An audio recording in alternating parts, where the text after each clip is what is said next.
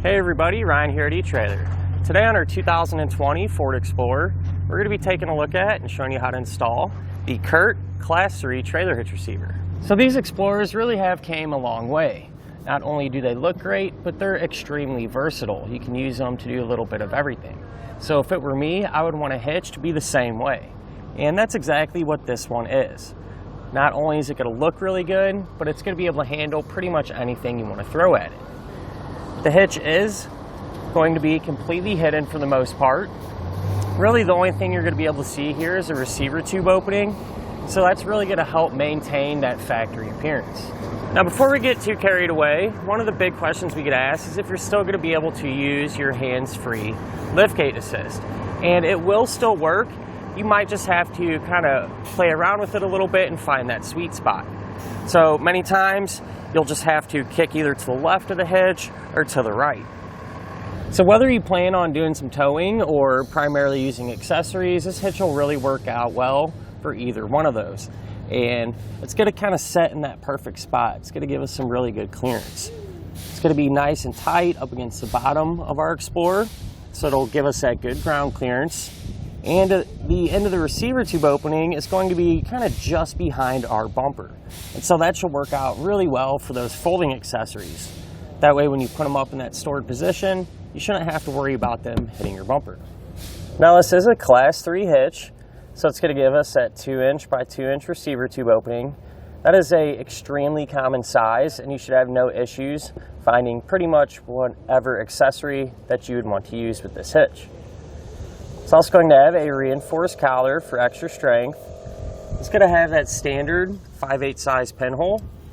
Now keep in mind, a pin and clip does not come included, but if you need one, you can pick it up here at eTrailer. We're going to have loop style safety chain openings, which are actually very thick and would put my mind at ease knowing that I had a solid connection point if a disconnection were to occur. With that being said, they're going to give us plenty of room here to use just about any size hook that we might have. The hitch is going to give us some pretty high weight capacities. As far as the maximum gross tongue weight rating goes, it's going to be 600 pounds, and that's going to be the amount of weight that's pushing down on the hitch. So that's a pretty high number, and you should be able to use just about any size bike rack or cargo carrier that you'd want to, for example. As far as the maximum gross trailer weight rating goes, it's going to be 6,000 pounds. And that's going to be the amount of weight that's pulling on the hitch. So that is the weight of your trailer plus anything that you might have on it. Now I do always suggest it's never a bad idea just to check in your Explorer's owner's manual to make sure your Ford can pull that much weight safely. Now let's go ahead and take a couple of measurements. That way we can figure out which hitch mounted accessories will work best for us. If we go from the ground to the top inside edge of the receiver tube opening, that's going to be right at 15 inches. So if you do plan on doing some towing, chances are pretty good you're going to need to get a ball mount with a slight rise. If we measure from the center of the hitch pin hole to the edge of our rear bumper here, looks like that's going to be right at about 4 inches. And you're going to use that measurement to help figure out that if any folding accessories you might have can indeed be stored in that upright position without contacting our bumper. And if you do plan on doing a little bit of towing, I would suggest picking up some trailer wiring. That way the lights on your trailer will sync up with the lights on the back of your Explorer, and you'll be safe and legal. But at the end of the day, a hitch you really can't go wrong with. Not only is it going to look good, but it's also going to get that job done. Now as far as the installation goes, believe it or not, it's really not too bad. There is a little bit of trimming and cutting involved, but as long as you take your time, you should have no issues getting that done. Speaking of which, let's go ahead and put the hitch on together now. To begin our install, the first thing we're going to need to do is lower our exhaust some. That way we have a little more room to work. I do suggest taking a strap and just running it from side to side. That way the exhaust will have a little bit of support and we can kind of control how far and how fast we let it down. To lower our exhaust, we're going to have some rubber isolator hangers. We're going to have 2 just behind our rear axles, one here and here. To get them off, you're going to spray them down with some soapy water, some penetrating oil, something like that. Makes it a lot easier. Then we can just take a pry bar or big flathead screwdriver, whatever you might have, and just work that rubber portion off of the metal hanger. Do the same thing here with this one. So now if we move back here to our tailpipe, we're going to have another hanger. Now this one's actually bolted to our frame rail. It's a little tricky to see, but pretty easy to feel. Right on top of it, there's going to be a 10mm bolt. So you'll go ahead and pull that out. Now I want to mention from this point on, anything we do to this side of our Explorer, we're also going to repeat on the other side because it's set up the same way.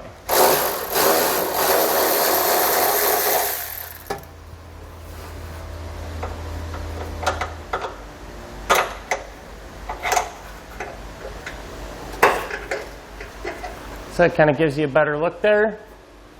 That's where our bolt went through, and it goes into this hole here in our frame rail. Now that our exhaust is no longer supported, we can lower our strap down a little bit and give us that extra room we need. Now we can remove our heat shields.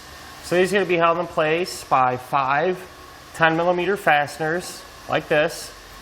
So we'll go ahead and pull all those out.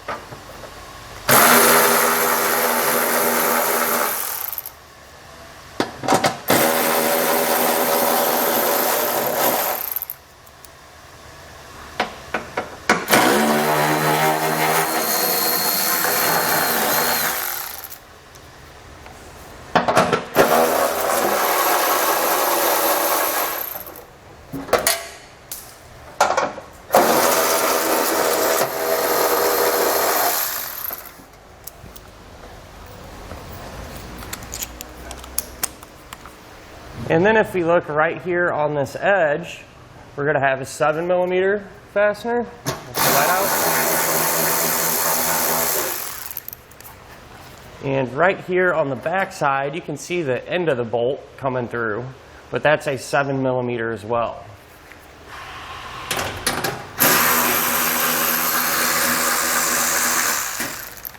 So once we have all of them removed, we can grab our heat shield, work it down, and set it off to the side. On the bottom of our frame rail here, towards the very back of our Explorer, we're going to have a large bolt. We're going to need to pull that out. So I'll use a 21mm socket to do that. At this point, we can trim up our rear fascia.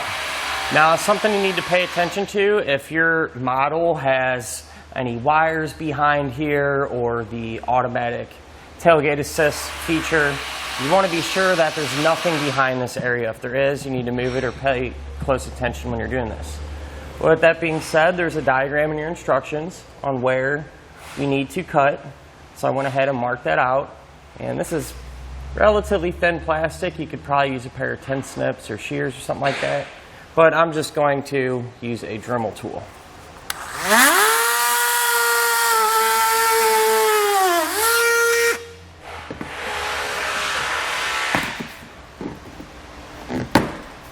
Once this piece is out of the way, if you didn't go through this remaining little black portion behind it, you need to cut that out too.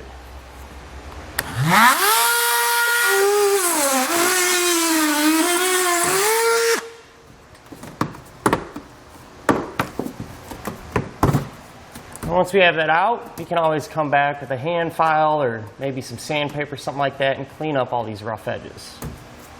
Now we can get some of our hardware in place inside of the frame rail.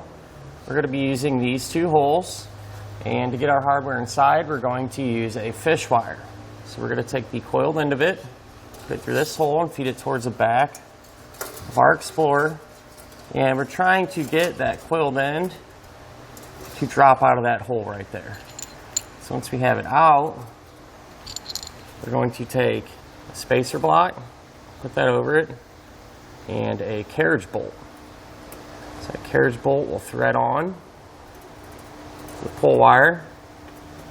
We can feed our hardware up inside and gently pull down on it until it passes through an attachment point there.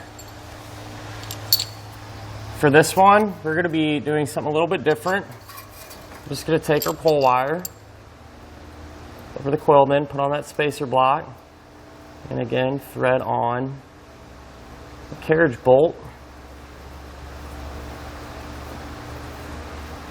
Then we can simply just feed this up inside. So we'll bolt in first, followed by the block,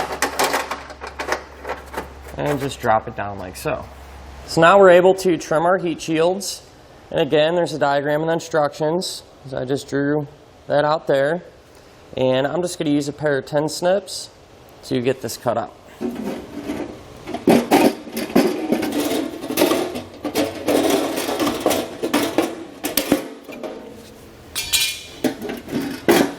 For this square portion here, since it is isolated from our other cut, what you could do is take a drill a hole, and that'll give you a spot to start your cuts if you're using 10 snips. But what I'm going to do is just use my cutoff wheel and get that part cut out as well.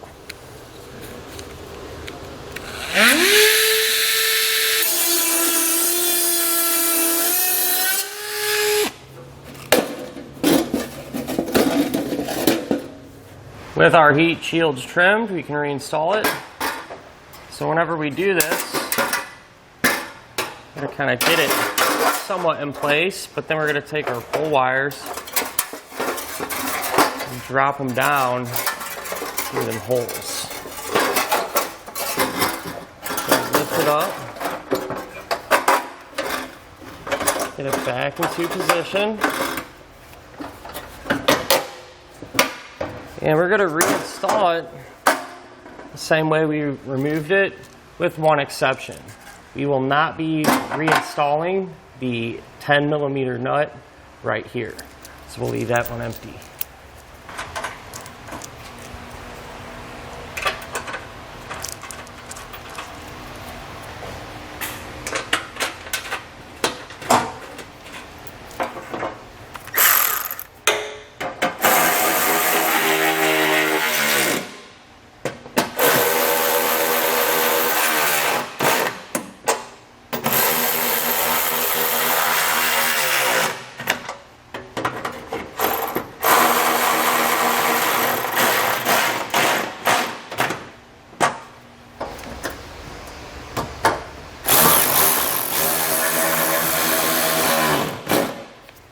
Before we raise our hitch into position, I just want to mention we will have one more attachment point.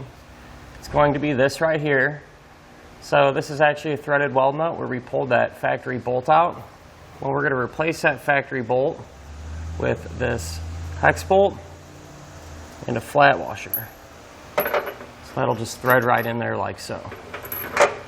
Now with an extra set of hands, we can put our hitch into position.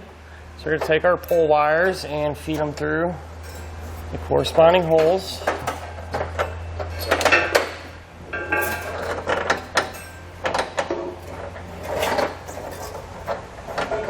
We should be able to push it all the way back and bring it forward, kind of behind our bumper cover there.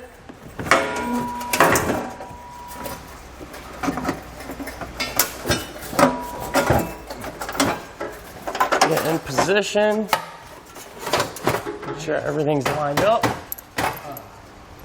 We'll take our bolt, and we want to get at least one started hand tight on each side. That way the hitch will support itself while we work on the rest of the hardware.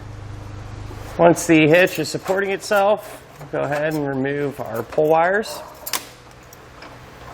And once we have that off, we're going to put on a flange nut.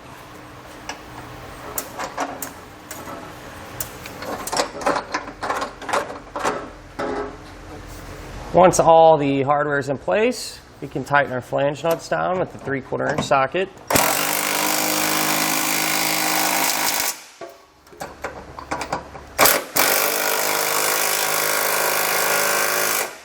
And for the larger bolt here, we're going to use a 15/16.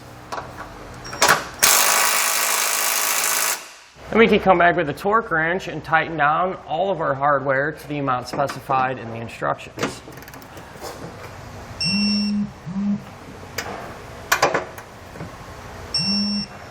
Now at this point we can go ahead and rehang our exhaust.